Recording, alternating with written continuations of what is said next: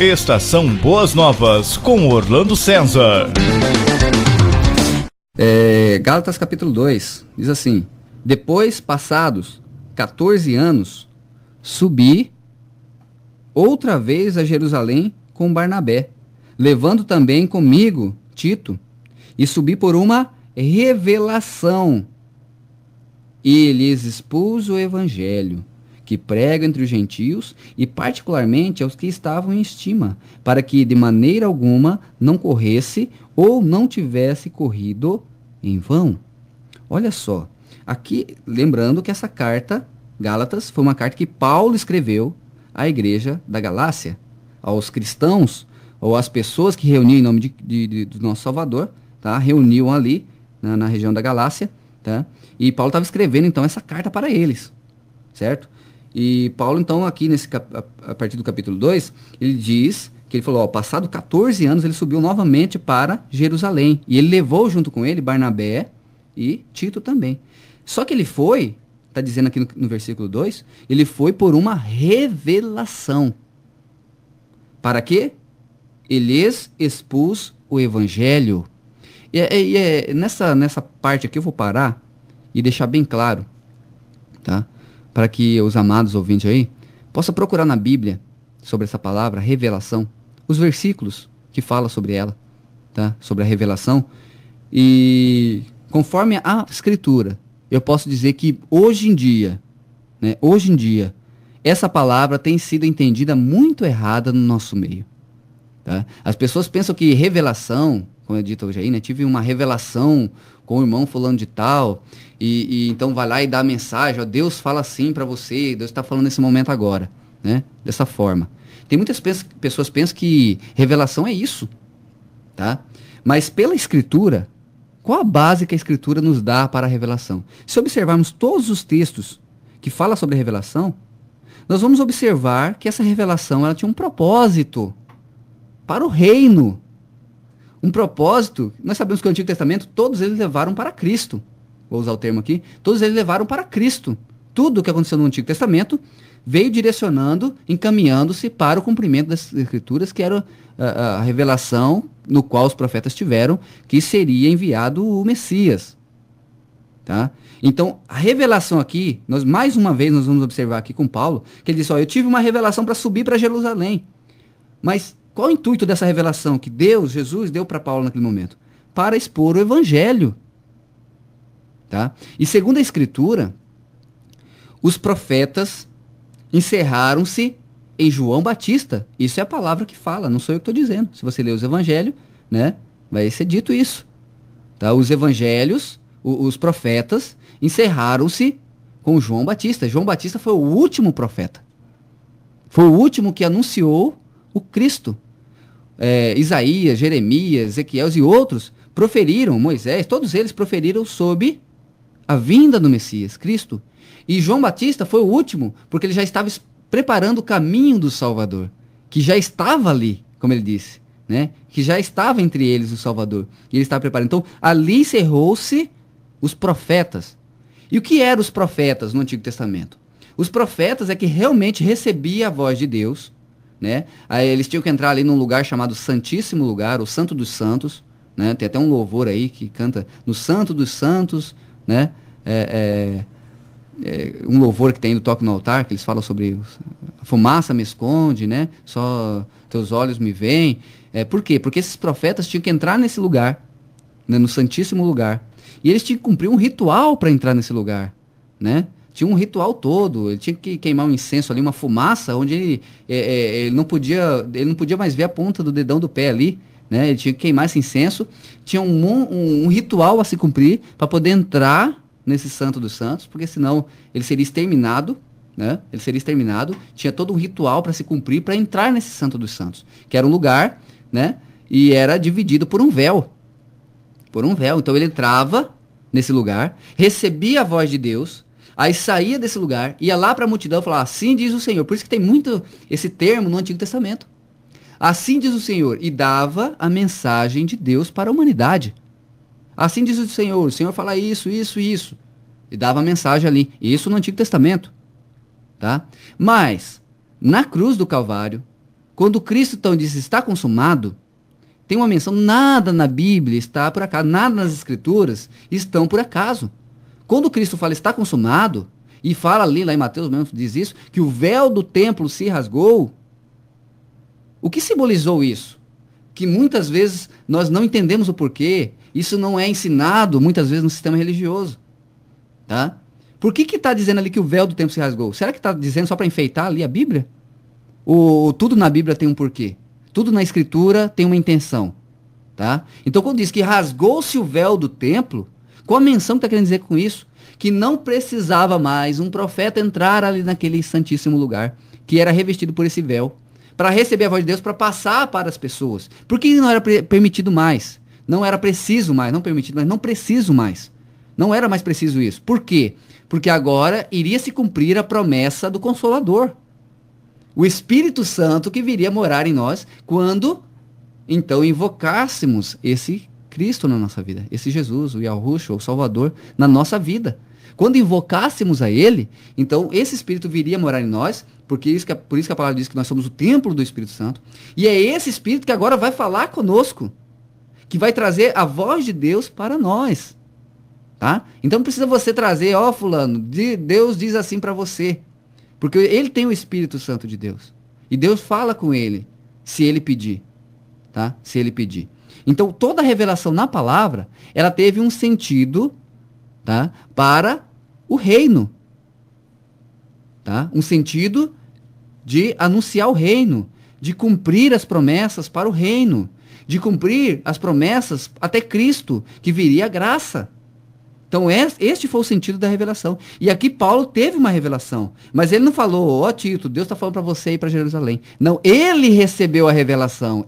Paulo, recebeu de Cristo a revelação, né? Vai para Jerusalém, sobe a Jerusalém. Para quê? Expor o evangelho. Ele não recebeu uma revelação dizendo, você vai ganhar um carro para você ir para Jerusalém? Joga essa bicicleta velha fora, que eu vou te dar um carro para você ir para Jerusalém pregar. Não. Ele recebeu uma revelação para subir a Jerusalém, para quê? Está bem claro aqui, para expor o evangelho que ele já pregava. Era esta a revelação, tá? E eu aqui convido a você a procurar na Bíblia, se isso tem algum fundo de verdade ou não, se eu estou dizendo bobeira, tá? Procura na Bíblia isso, tá? Mesmo no Antigo Testamento, nós vamos ver que aquela revelação, ela tinha um propósito para ser cumprido algo do reino. Então, se a revelação que está se tendo hoje, tá? Não está sendo para o reino, está sendo para reino material, né? Está sendo para o reino desse mundo, então não está sendo uma revelação do Criador, do Salvador. Porque se a palavra me dá suporte para isso, todas as revelações eram para algo do reino, para benefício do reino, para cumprimento da palavra do reino. Então que revelação é essa que está trazendo um sentido material? Tá? Então nós devemos ficar espertos para isso. Ok? Não quero aqui também, tá? Condenar tudo, tá? Não podemos também limitar Deus, não podemos limitar o Deus. Se ele quiser usar, ele vai usar, mas ele vai usar sempre, eu creio nisso, porque a palavra me ensina isso, ele vai usar para o reino, para o evangelho. Se você lê os evangelhos, se você lê as cartas dos apóstolos, tá? Você vai ver que Deus dá uma importância tremenda para o evangelho, para a palavra dele, e a palavra do reino não é toda a Bíblia. A palavra de reino é a palavra professada por Cristo. As demais palavras foram acontecimentos históricos do Antigo Testamento, né? Ou profecias do próprio Deus para a vinda de Cristo. Tudo levava, o Velho Testamento leva até Cristo. É para levar até Cristo. Tá? Chegou Cristo, encerrou-se o profeta. Cristo morreu, rasgou-se o véu do templo. Hoje temos o Espírito Santo, que fala conosco quando eu leio a palavra. O que você acha que Deus espera mais de você? Vamos para a lógica agora. O que Deus espera mais de você? Que você lê essa palavra e que o Espírito te mostre nessa palavra a verdade, tá? Ou você ficar ouvindo de pessoas que você vai ganhar um carro novo, que você vai ser bem sucedido, que você, né, vai ter isso. Não que eu não creio nessas coisas, não é isso. Eu creio nas bênçãos, mas segundo a Escritura também. Toda a Escritura tem que ter uma base, né? Buscai primeiramente, Mateus, buscai primeiramente o reino de Deus, tá? E a sua justiça, e todas as outras coisas vos serão acrescentadas, tá? Todas as outras coisas, milagres, cura, bênçãos materiais, vai ser acrescentada. E quando eu disse que, quando eu convidei você para ir lá no Caminho da Graça, que você se vai preocupado com o milagre, não é para ir, no sentido de que nós não vamos dar importância para isso. Importância em primeiro lugar. O nosso primeiro lugar é para conhecimento da palavra. Agora, o milagre vai acontecer na sua vida se você depositar essa palavra no teu coração. É a palavra que diz isso. Se a minha palavra estiver em vós, tudo quanto pedirdes, tá? Será ouvido em oração. Ok? A palavra fala isso. Então, qual o requisito que ele diz para cumprir todas essas coisas? A palavra. Conhecimento do reino. Buscar o reino de Cristo, a palavra de Cristo. Tá? Ao buscarmos, aí sim, vamos ter a palavra dele em nós. Aí sim vem a promessa. Tá? Tem gente que quer a promessa antes de cumprir o que Cristo pediu. Cristo não pediu para meditarmos nessa palavra? Para entender essa palavra? Que essa palavra deve estar no nosso coração, a palavra do reino, onde ele resumiu tudo em amar a Deus sobre todas as coisas, essa palavra, amar o próximo como a nós mesmos. Então muita gente quer só o milagre, só a bênção, tá? Mas esquece de cumprir a parte dele. Que Cristo falou, se a minha palavra estiver em vós, né? Tudo quanto pedires, eu vou dar. Né? Ele fala recebereis, mas estou falando no sentido como se ele estivesse dizendo que ele iria nos dar. Tá? Então, amados, por isso nós precisamos entender essa palavra. Porque eu tenho falado muito aqui sobre essa teologia da prosperidade, prometendo bênçãos, riquezas, ou bens materiais, tá? E o evangelho está ficando de escanteio. Essa é a verdade. O evangelho está ficando de escanteio, de lado. Né? Está ficando de lado. E o foco está sendo o quê? Bênção, milagre. Né? Eu já vi um líder fechando a Bíblia e falar assim, ó, Deus mandou fechar a Bíblia. E começou a realizar milagre. Qual que é? Se a gente pegar pela Escritura, qual que Deus falou que é o maior dom? Qual que é o mais importante? A profecia, que é pregar essa profecia que já foi dita pelos profetas, por Cristo. A profecia que já foi profetizada, está pronta para nós servirmos, para nós seguirmos. Tá? Pregar esse evangelho, anunciar essa palavra que está pronta, já foi profetizada. Tá? Então ele fala que o maior dos dons é a profecia, porque ao pregar, ao profetizar, toda a igreja é edificada. Toda a igreja é edificada. Tá? E ele diz que o dom de línguas é o menor, porque o dom de língua edifica só quem está falando. Não é mesmo? Então ele dá a intensidade das coisas. Então, qual que Deus ia ficar muito mais feliz conosco? E agradar de nós? Que nós fecharmos essa Bíblia, não falar sobre ela, e começasse a expulsar demônio, fazer milagre, ou que abríssemos os olhos das pessoas, pregasse o Evangelho, anunciasse o Evangelho, a palavra de Cristo para as pessoas, para que ela possa realmente entender, para que as escamas dos olhos possam cair, e então entender o verdadeiro Evangelho. Né? Analisando pela palavra, eu só vejo esse argumento. Eu não vejo outro argumento. Analisando por essa palavra. E você pode ler os evangelhos. Leia o Novo Testamento.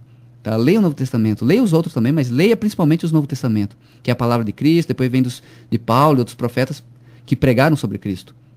Tá? Então o que eu vejo na palavra que me argumenta isso, tá? É no sentido que a palavra é mais importante. A palavra do reino, Deus dá sentido à palavra.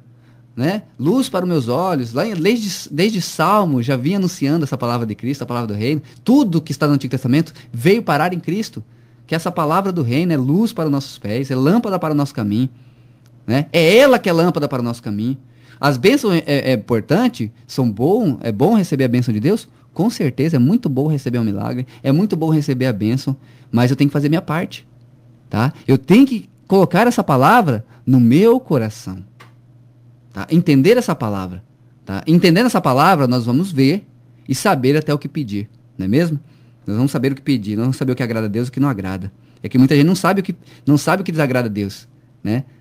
Não sabe o que desagrada a Deus, por isso pede qualquer coisa. E aí não recebe. Aí pensa que a Bíblia não está dizendo a verdade. Ou a palavra, né? A Escritura. Tá, então a revelação para expor o Evangelho. Vou ler novamente. E subi por uma revelação, ele expôs o Evangelho, que prego entre os gentios, e particularmente aos que estavam em estima, para que de maneira alguma não corresse ou não tivesse corrido em vão. Quem eram os gentios? Outra coisa importante, toda palavra que vemos na Bíblia, procure o dicionário. Procure entender o fator histórico. Tem gente que vem com essa conversa aí que é do capeta, do Satanás, que não pode ver a história, que não pode pegar o dicionário e estudar a fundo sobre a história, tá? Por quê? Que fala, tem gente preocupada com história, com isso, e não quer viver o evangelho. Mas muitas vezes, para entender esse evangelho, o verdadeiro evangelho, nós temos que retroceder na história e saber o porquê das coisas. Aqui um exemplo disso. Tá falando aqui dos gentios, né? Quem eram os gentios? Gentios é toda aquela nação que não pertencia a Israel. os outros povos, todos os demais povos que não faziam parte do povo da promessa, o povo hebreu, o povo que veio com Abraão, da promessa ali que Deus fez a Abraão, hebreus, judeus, né, israelitas, desse povo. Quem não pertencia a esse povo era gentios. Gentios quer dizer que não era o povo de Deus, não era o povo da promessa, não era o povo separado de Deus. Não tinha nenhuma promessa de Deus. Deus não tinha nenhum dever para com eles. Tá? E tanto, eu sempre tenho dito isso aqui, se nós brasileiros existíssemos naquela época, ali próximo àquela região, seríamos também chamados de gentios. Tá? Quando Davi matou ali exército inimigo, pessoas, 10.000 à direita, 1.000 à esquerda, ou vice-versa, não sei se eu estou invertendo, mas quando Davi fez isso, tá? Nós, se estivéssemos ali, seríamos mortos também. Se estivéssemos ocupando aquela terra ali, seríamos mortos para o povo de Deus entrar ali e ocupar aquela terra. Tá? Nós seríamos considerados gentios, qualquer outra nação que não fosse de Israel, qualquer uma das outras nações. Tá? Filisteus e outros, e muitos outros, cananitas e outros, muitos outros povos, seria exterminado. Eles são gentios, tá? São gentios, que não fazia parte do povo de Deus. Agora, quando Paulo fala aqui que pregou entre os gentios, ele estava mencionando o evangelho para eles. Mas como? Sendo que Deus não tinha dado essa palavra para os gentios, mas só para o povo de Israel. Porque vem a cumprir agora a graça, o Novo Testamento, a nova aliança, que Cristo diz que agora todos quantos crerem, ele veio para esse povo, para o povo de Israel, o judeu, para os israelitas, para os hebreus. Ele veio para esse povo, mas eles não aceitaram. Mas todos quantos creram, deu-lhes o poder de serem chamados filhos de Deus. Abriu a salvação para todos os povos. Então Paulo agora ia anunciar para o gentio, porque os discípulos estavam anunciando até então somente para os judeus, que Cristo falou. Anuncia apenas em Jerusalém, apenas para o povo. Mas espera ali a promessa do Espírito Santo. Quando o Espírito Santo descer, aí sim seria pregado entre todas as nações. E foi o que Paulo estava fazendo. Paulo estava anunciando esse evangelho agora, não só para os judeus, mas para todos, gregos, troianos e todos. Paulo agora estava anunciando esse evangelho. Tá? Anunciando o evangelho para todos os gentios. E ele subiu a Jerusalém por uma revelação, para pregar esse evangelho. Tá? É isso que a Bíblia me ensina. Só que Paulo teve um problema. Paulo teve um problema, assim como Cristo teve um problema. Cristo teve um problema. Cristo pregou o evangelho e ele foi acusado e condenado não pelos gentios. Ele foi condenado e acusado pelo seu próprio povo. Irmãos, amados, é só ler a palavra, ler Mateus, e você vai ver quem é o alvo da bronca de Jesus. Eram os fariseus, escribas, fariseus, tá? Os escribas, fariseus, saduceus, que eram o povo ali, vinha dessa promessa. Esses líderes que perseguiram Jesus até matar ele. Então quem matou Jesus foi o próprio povo dele, o próprio povo de Deus, o povo de Israel, o povo judeu, que matou Jesus. O império político, Roma lavou as mãos. É claro que Roma depois vai matar muitos cristãos, depois, né? Depois vai matar muitos, perseguir muitos cristãos. Mas nesse momento da história bíblica, quem matou Jesus, perseguiu Jesus até matar, foi os próprios líderes religiosos, a própria religião, a religião judaica. Ela matou Jesus. Por isso que ele fala, eu vim para os meus, mas os meus não me aceitaram. Eles estavam esperando um rei político, e Jesus veio numa manjedoura, com um reino espiritual, que para eles não interessava, aqueles homens viviam na carne. No Antigo Testamento, o homem era carnal, não tinha o Espírito Santo ainda morando com eles. Tá? O homem carnal, vivia na carne. Tá? Não era um homem espiritual. Então, quando Jesus veio com essa história de manjedoura, de ajudar o pobre, ajudar o necessitado, esse não é o Messias, não. Queremos um rei, assim como foi rei Davi, né? Próspero. Foi um rei próspero, foi um rei que governou Israel, nenhum outro povo dominou esse povo enquanto o reinado de Davi. Tá? Então, eles estavam esperando esse rei. Mas quando Jesus veio pobre, falando, anunciando para os pobres, curando o enfermo, curando o coxo, o aleijado. Aí esse não é o rei Davi. Esse não é o rei Jesus. Esse não é o Messias, né? Esse não é o Messias, tá? Bom, então, quem eram os gentios? Todos que não faziam parte desse povo. Mas hoje isso tem um sentido espiritual. Isso tem um sentido espiritual hoje. O Antigo Testamento é sombra do Novo, das coisas futuras. tudo tem um sentido espiritual. Muita coisa aconteceu materialmente para um sentido espiritual. Tá? E qual o sentido espiritual disso tudo hoje? O sentido espiritual de tudo isso hoje é que todos que creem em Jesus é povo dele. Gentios é o que não invocam ele. É os que não creem nesse Salvador. Que não invocam com fé. Né? Realmente reconhecendo que é um pecador e que precisa dele. Que precisa do nosso Salvador. Tá? Para a remissão dos pecados, para a justificação dos nossos pecados e para a nossa salvação. Tá? Então, os gentios hoje são os que não querem saber desse Cristo. Esse seria o gentio espiritual. Hoje nós somos o povo da aliança. Tá? Os que creem em Cristo, invocaram a Cristo, é o povo da aliança, é o povo de Deus hoje, mas no sentido espiritual. Não mais terreno, não mais de uma nação, mas no sentido espiritual. Versículo 3. Mas nem ainda Tito, que estava comigo, sendo grego, olha só, Tito era grego, não era povo de Israel, ele era grego. Mas nem ainda Tito, que estava comigo, lembrando que ele subiu junto com Paulo para Jerusalém, sendo grego, foi constrangido a circuncidar-se. Olha a palavrinha também que é mal explicada hoje no sistema religioso. Circuncidar-se. Por que é mal explicada? Porque se eu explicar sobre circuncisão, tá? Circuncisão, eu vou ter que falar sobre o sentido material e espiritual da coisa. Senão não tem como. E por que na palavra, às vezes não se vê muito explicando essa palavra circuncisão e circunciso, né? Como deveria ser explicado. Eu vou tentar explicar um pouco aqui sobre essa palavra, circuncisão e circunciso. O que quer dizer isso? Que Paulo falou muito, né? Paulo vai falar muito sobre isso aqui nas suas cartas. O que é circuncisão? Hoje, atualmente, ele recebe um outro nome, né? Na verdade, é uma cirurgia, tá? Hoje, pela medicina, é chamado de peritomia ou postectomia. É uma cirurgia na medicina, tá? E o que é essa cirurgia? É uma cirurgia feita apenas em homens. Olha só, as mulheres não tinham não fazia a circuncisão, tá?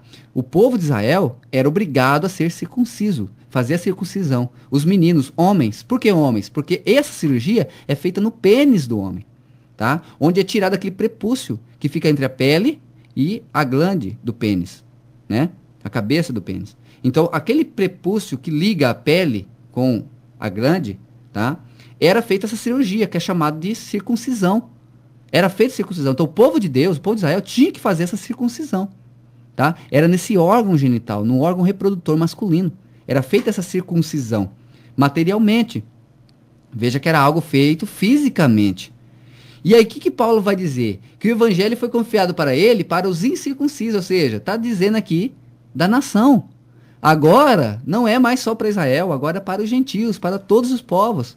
Tá? Essa circuncisão é uma sombra, é um significado material que vai trazer um significado espiritual. Tá? Antigamente, ou para esse povo judeu, isso aqui era feito, isso é um processo, uma cirurgia feita há mais de 5.000 anos atrás, tá? E hoje, atualmente, ainda é feito isso, principalmente pelos muçulmanos, que até hoje segue essa lei, tá? Eles fazem a circuncisão dos meninos. Por isso, 30% dos homens hoje, mundialmente falando, são circuncidados. É feita essa cirurgia no pênis do homem, tá? Que isso era da lei. Mas daí, na graça, o que Paulo vai falar? Lá em Atos, que nós já passamos por Atos, né? Atos, o que Paulo vai falar em Atos? Capítulo 7, versículo 51.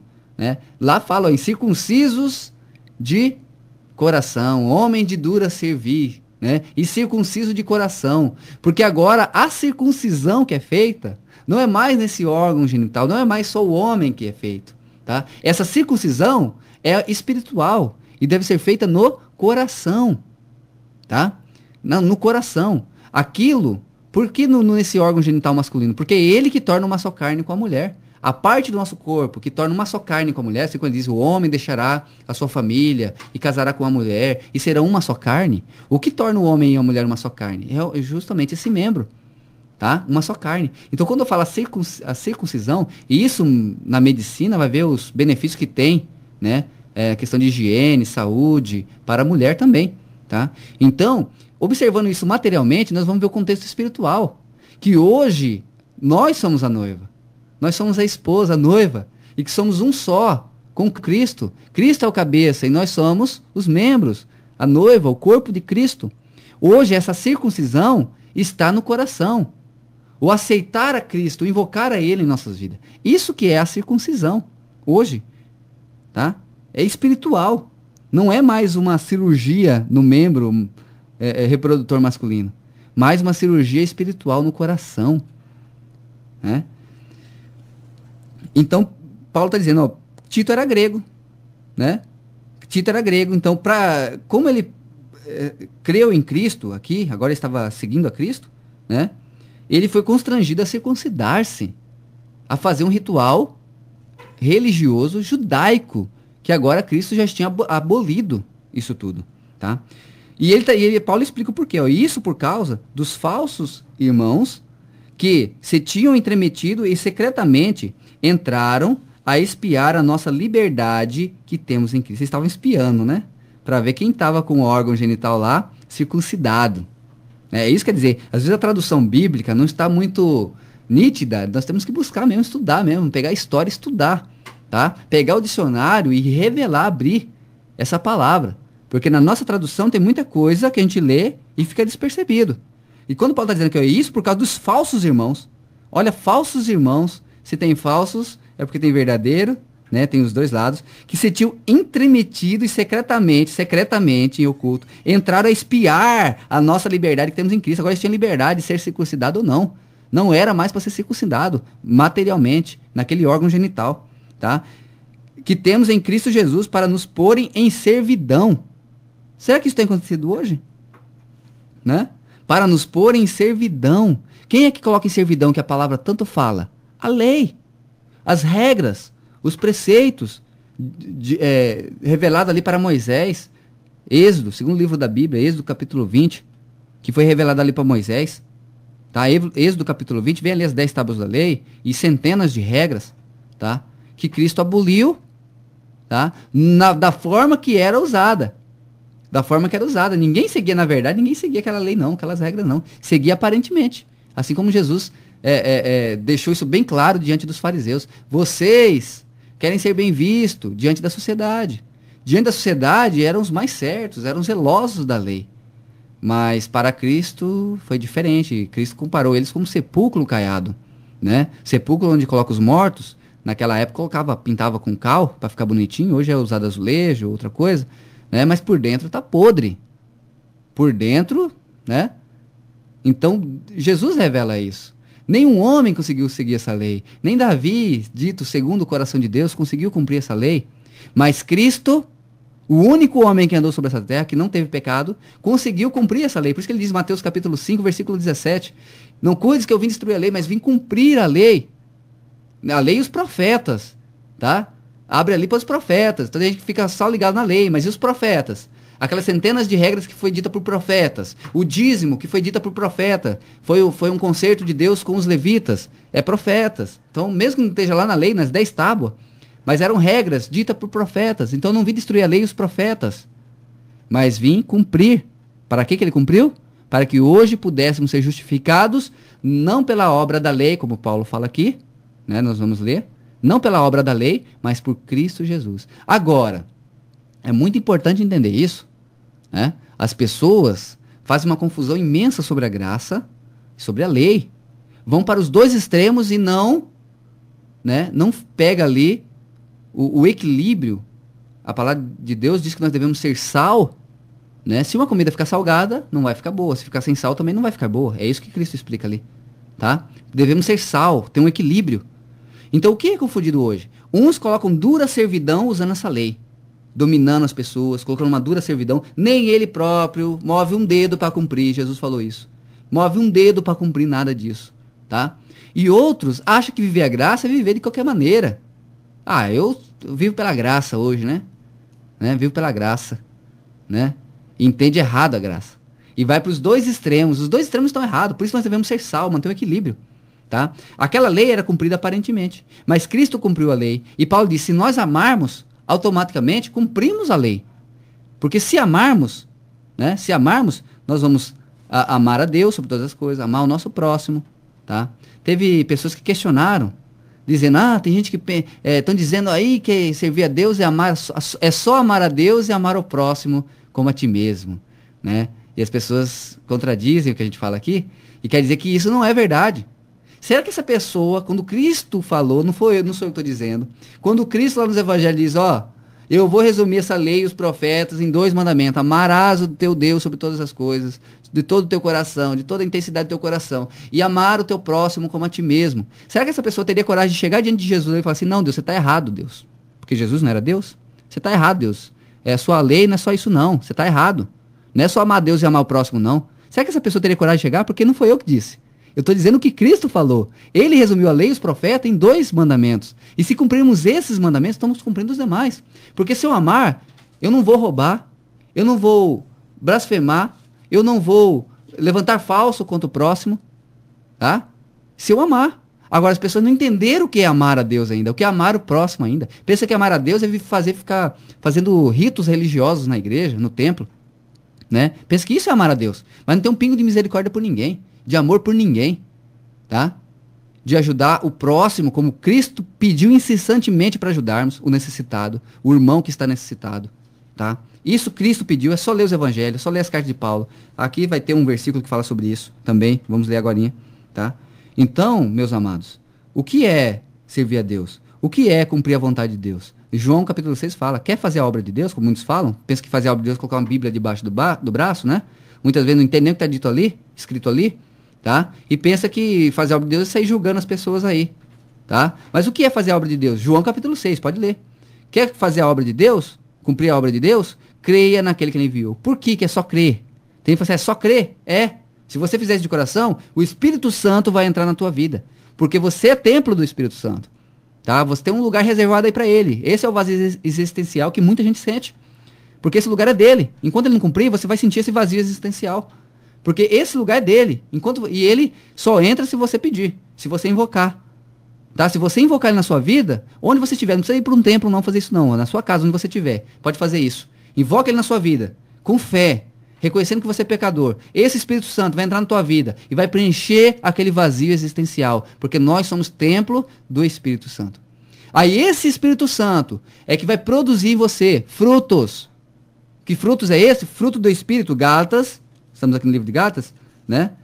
Vou antecipar um pouco, capítulo 5, depois vamos falar sobre ele também, vamos na sequência. Gálatas 5, versículo 22, né? Mas o fruto do Espírito é caridade, que é o amor, gozo, paz, longanimidade, benignidade, bondade, fé, mansidão, temperança. Versículo 23, contra essas coisas não há lei. Será que eu estou dizendo ou é a palavra, ou é a Escritura que está dizendo? Será que eu estou anunciando um novo evangelho assim? Será que eu estou anunciando outra coisa que não está nessa palavra? Tá? É só ler. Contra essas coisas, não há lei. Agora, as pessoas vão para os 2 extremos. Uns com as duras servidão, achando que isso é servir a Deus. Outros, não, eu decido o que eu quero. Realmente, você pode decidir o que você quer. Mas você prestará conta do que você decidir. Tá? Agora, o que é viver a graça? Viver a graça é realmente renunciar às coisas que desagradam a Deus, que é chamado de pecado. Tá? E que... se colocar na lista aí, muita gente coloca muita coisa que é pecado por causa do domínio religioso que tem sobre as pessoas hoje. Mas tá. Mas eu creio que o Espírito Santo está falando no teu coração, você está entendendo o que eu estou querendo dizer. Tá? Muitas coisas, tá, que desagradam a Deus, e se a gente observar o que desagrada a Deus, né? Você viver num sistema religioso, achando que as suas práticas vai te salvar, vai te levar para o céu. Esses mesmo que dizem, servir a Deus não é só isso não é só amar a Deus não é só amar o próximo não. Eu acredito que essas mesmas pessoas é que vão chegar diante do Pai naquele dia e dizer, Senhor, Mateus capítulo 7, eu só ler, Mateus capítulo 7, Senhor, eu preguei, eu profetizei, o Senhor vai dizer, eu não te conheço. Eu expulsei demônios, não te conheço. Partai-vos de mim para o diabo e seus anjos. Por quê? A salvação não vem das obras. Você pode pregar, expulsar demônio, fazer o que quiser. Está lá em Mateus capítulo 7. Não sou eu que estou dizendo. Não sou eu que estou anunciando um novo evangelho. Mas estou anunciando o que está na palavra. Tá? Muita gente está enganada com o evangelho. E a minha intenção aqui é alertar você que foi enganado.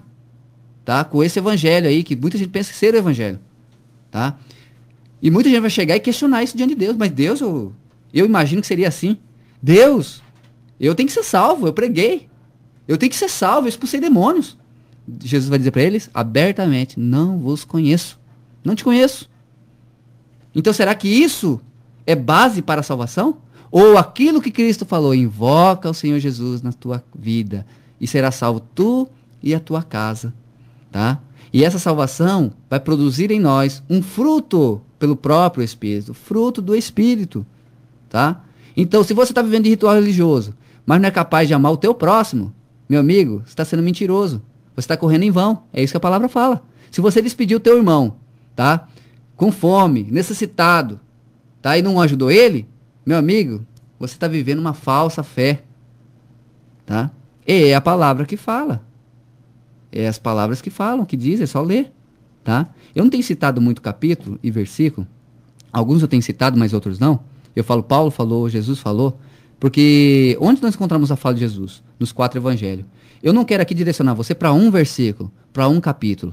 Eu estou direcionando você para ler o livro todo. Pegou Mateus? Leia todo. Pegou Marcos? Leia todo. Pegou as cartas de Paulo, Gálatas, Romanos, né? Filipenses, 1 Coríntios, 2 Coríntios e outras. Pegou? Leia todo. Pega num contexto para você entender a palavra, tá? Porque a Bíblia, ela é muito extensa. Eu estava conversando com uma pessoa essa semana. Se quisermos trazer qualquer ideologia para o nosso meio, usando essa palavra, é possível. Quantas seitas aí existem? Até igrejas satânicas, usando a Bíblia para embasar a sua ideologia. Tá? Não é assim que acontece? Porque se eu começar a usar versículo fora de contexto, eu monto o que eu quiser, a palavra é extensa. A Bíblia é extensa. Eu monto a ideologia que eu quiser e passo para vocês. Tá? E muitos são enganados. Ok? É isso que acontece no nosso dia. Por exemplo, vou citar um exemplo que até que eu citei nessa conversa. Se eu citar aquela palavra lá que foi dita a Josué, onde colocar a planta dos teus pés prosperará. Se eu usar só esse versículo e dizer para você, e mostro na Bíblia, aqui está na Bíblia, vocês vão dizer, oh, realmente, está lá na Bíblia. Ele provou na Bíblia, onde colocar a planta dos nossos pés nós vamos prosperar. Se eu vim lá nos evangelhos e falar, ó, tudo que eu te pedi na oração eu vou fazer, meu amigo, tá a teoria da prosperidade formada. Tá? Mas daí se a gente for pegar o contexto, que aquela palavra dita a Josué foi para assumir aquela terra prometida, para ali matar o povo inimigo. Olha só, matar o povo inimigo. Hoje, na graça, Cristo pediu isso? Ou ele falou, ore pelo que vos persegue. Tem inimigo? Ore por eles. Ou ele pediu para matar? Não pediu. Então, opa, tem uma diferença. Onde Davi falou, prepara uma mesa diante do meu adversário. Hoje não é mais preparar uma mesa, hoje é você orar por ele. Né? Você orar pelos que vos perseguem, pelos vossos inimigos. Tá? Então mudou muita coisa. Ali era um contexto. E outra coisa, Jesus falou que se tudo que pedir em meu nome eu farei, né? Se a minha, há uma condição. Se a minha palavra estiver em vós. Se essa minha palavra do reino, de não colocar o nosso coração no mamon, que é o dinheiro, no Deus mamon, tá? Opa. Né? Não colocar o nosso coração em primeiro lugar no mamon. Não tem como servir a dois senhores. Ou servir a Deus, ou servir o mamon, que é o dinheiro. Então, se essa palavra estiver em nós não vamos nem ousar e falar isso para Deus. Não é mesmo? Porque ele falou, ó, não deve servir a dois senhores. Ou serve a Deus, ou serve a mamão, que é o dinheiro. Tá? Então, se a palavra estiver em nós, aí sim, tudo que pedirmos, nós vamos estar em consonância com o Pai. Nós vamos estar em consonância com o Espírito e saber até o que pedir. Né? E o que Cristo pediu na oração? Faça a tua vontade. O que a oração do Pai Nosso nos ensina? Que seja feita a tua vontade e não a nossa vontade. Tem gente pedindo para colocar Deus na parede. Isso é uma blasfêmia contra Deus. Você tem que colocar Deus na parede. Tá? Isso é o fim dos tempos, meu amado. Tá? As coisas estão chegando num curso, está chegando numa situação que está insuportável lidar com isso. Está insuportável. Deus não pediu para ninguém provar ele, não. Tá? Quando Deus fala isso em Malaquias, é para o povo levita, e quando ele pediu para provar ele, é porque ali ele não iria falhar com a sua promessa. Tá? Então não existe nenhum argumento para a gente provar Deus. Porque quando ele fala, faz aí prova de mim, porque ele já tinha como certo que ele não ia falhar. Por isso que ele fala, porque não precisou ninguém provar, porque se alguém fizesse aquilo, para os levitas, não, na graça não era para nós, é para o povo levita, uma das tribos de Israel. Hoje acabou essa tribo, hoje nós somos povo de Deus, mas no sentido espiritual, esse conceito não é para nós, tá? Então é no sentido espiritual. Então nós precisamos ler a Bíblia num contexto, que senão a gente começa a fazer muitas ideologias e seitas por intermédio dessa própria palavra. Por isso que eu peço aqui, leia no contexto. Leia o livro todo, entenda ali para quem foi dito isso, qual o contexto dessa palavra, para que você possa entender essa escritura. Tá? Aos quais nem ainda por 1 hora cedemos com sujeição para que a verdade do evangelho permanecesse entre vós. E quanto àqueles que pareciam ser alguma coisa, parecia ser alguma coisa, né, assim, nos nossos dias, quais tenham sido no outro tempo, não se me dá. Deus não aceita a aparência do homem. Tá? Deus não aceita a aparência do homem, porque tem muita gente que vive de aparência. mas por dentro, tá ossos podre, carne podre, tá? É um sepulcro caiado, só de aparência, assim como os fariseus viviam. Esses digo que pareciam ser alguma coisa, mas nada me comunicaram. Antes, pelo contrário, quando viram que o evangelho da incircuncisão, ou seja, que não precisava mais fazer aquela cirurgia no órgão genital do homem, me estava confiado, ou seja, porque abriu para todos os povos, não para Israel. Aquilo significava um concerto entre Deus e Israel. Hoje, qual é o nosso concerto entre Deus e nós, que hoje somos Israel de Deus? Qual é o concerto? Cristo. A circuncisão pelo coração, não mais material, não mais fisicamente, mas de coração. Entender essa palavra e colocar ela no nosso coração para não pecar contra Deus. Não é essa a palavra? Antes, pelo contrário, quando viram que o evangelho da incircuncisão me estava confiado, porque ele podia agora anunciar a qualquer pessoa, a qualquer nação, como a Pedro da circuncisão. A Pedro teve o ministério de pregar para entre o povo. Por isso que Deus falou, não sai de Jerusalém, pregue em Jerusalém. Pregue por aqui, até que venha o Consolador, o Espírito Santo. Aí sim, ide, pregai o evangelho para toda a criatura. E Paulo teve essa missão, de levar esse evangelho para os gentios, assim como Pedro e os outros também depois. O versículo 8, porque aquele que operou eficazmente em Pedro para o apostolado da circuncisão, esse operou também em mim com eficácia para os gentios. Olha só, está fazendo essa separação entre os povos. E conhecendo Tiago, Cefas e João, que eram considerados como as colunas, a graça que se me havia dado, deram-nos as destras, em comunhão comigo e com Barnabé, para que nós fôssemos aos gentios e eles à circuncisão. Mas que contradição, não parece? Por que Pedro está falando a circuncisão, já que foi confiada a ele a incircuncisão? Porque Pedro já falava aqui no sentido espiritual, né? Para que nós fôssemos aos gentios e eles, quem? Os gentios, a circuncisão. Mas agora, uma circuncisão, não no órgão genital masculino, mas no coração, né? Para que não sejamos incircuncisos de coração, como está lá em Atos, capítulo 7, versículo 51. Recomendando-nos somente que nos lembrássemos dos pobres, né? O que também procurei fazer com diligência. Estamos lembrando dos pobres? Estamos lembrando dos necessitados? Não é mesmo? É esse o evangelho que eu vejo na Bíblia, não é outro, tá? Se tem alguém anunciando outro evangelho, seja anátema, Paulo falou. E chegando Pedro a Antioquia, lhe resisti na cara. Paulo está dizendo aqui, resistia a Pedro na cara, porque ele era repreensível. Porque antes que alguns tivessem chegado da parte de Tiago, comia com os gentios, comia com os gentios, estava ali com os pecadores, dito ali pelos judeus. Mas depois que chegaram, se foi retirando e apartou-se dele, temendo os que eram da circuncisão. Ou seja, eles iriam ali criticar, assim como fizeram com Jesus. Está sentado com pecadores e publicanos, com gentios? A mesma coisa aconteceu aqui nesse momento. E quem estava fazendo agora essa crítica? Os próprios que conheciam o evangelho de Cristo. Os próprios que Cristo falou agora, eu vim para todos que creram. Os próprios estavam fazendo essa acepção de pessoas ainda, que para Jesus não é feita.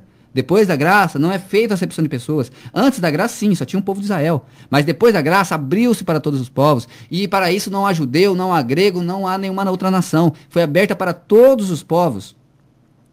E os outros judeus também dissimulavam com ele, de maneira que até Barnabé deixou-se levar pela sua dissimulação. Até Barnabé estava indo na onda dos fariseus, né? Estavam sendo fariseus aqui nesse momento, né? Pregando uma lei que Cristo veio cumprir e aboliu.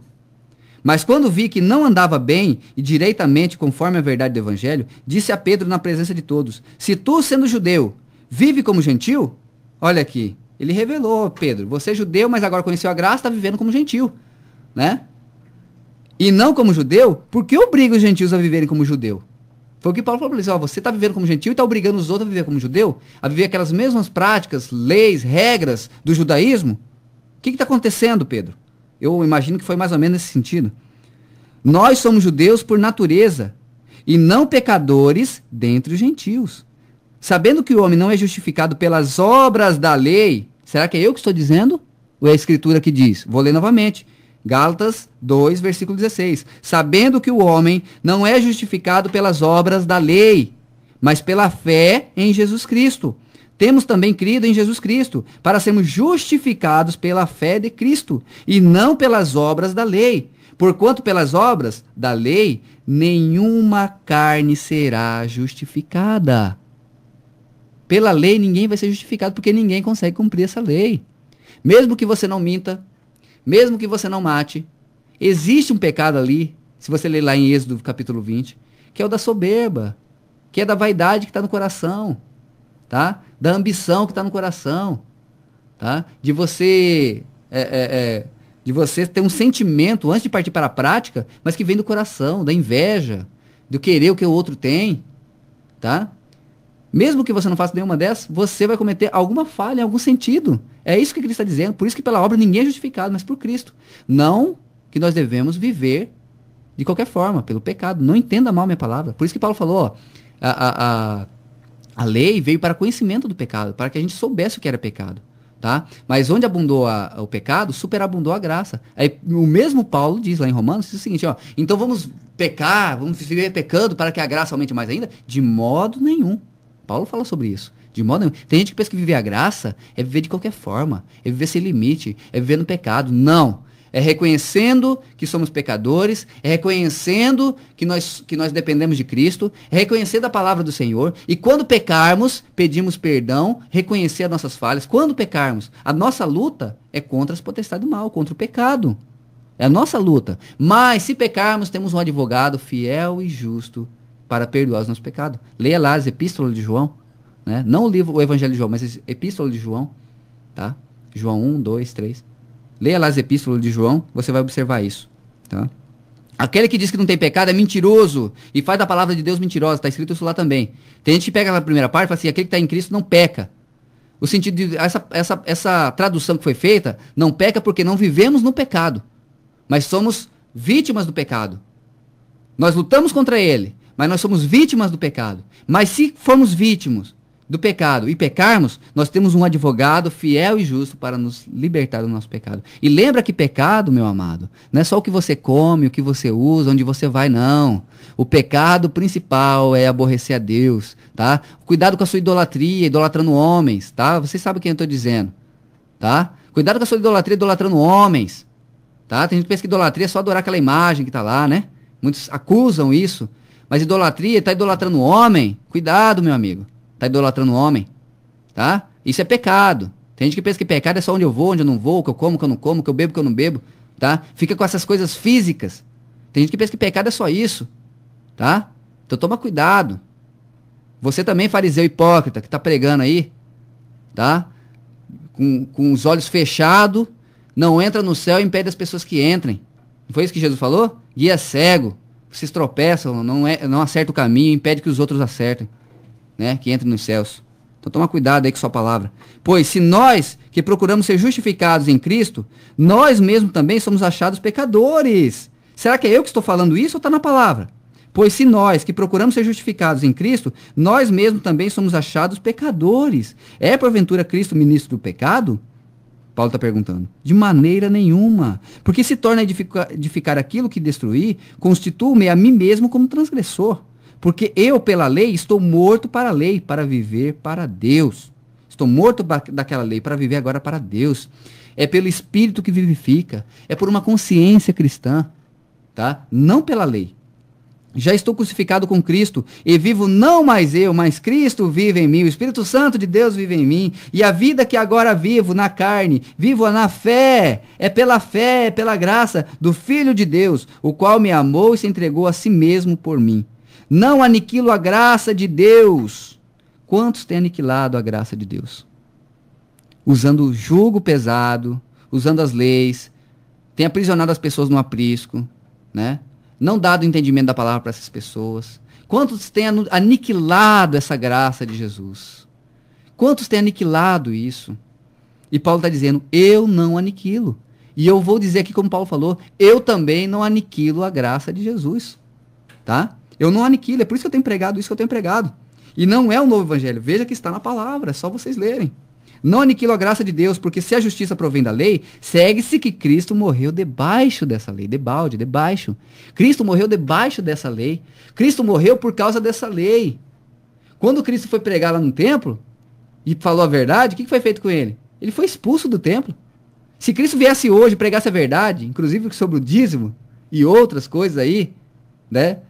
Que tem se tornado rotina, ele seria expulso, se não morto novamente, né? Pelos líderes, pela liderança. E foi ele chegar no templo lá e falou, ó, meus irmãos, não pode dar dízimo não, isso aí era um concerto lá para levita, não é para vocês não. Esse cara seria escorraçado, né? Não é mesmo? É assim que funciona? E qualquer um que pregar dessa forma, também. Tem que sair do sistema, porque eles não aceitam. Né? Tem que sair do sistema religioso, porque não é aceito falar isso. Mesmo alguns, sabe, eu fiz teologia, tá? E a gente tem conhecimento que tem pessoas de alto escalão, pessoas que sabem que isso não é da graça. Tem pessoas bem conscientes disso. Quando me acusam, tá? Quando me acusam com medo de acabar esse sistema religioso que está aí hoje, o domínio sobre as pessoas, né? A enganação que está sobre as pessoas, tá? Mas tem gente que sabe do que eu tô falando. Estação Boas Novas.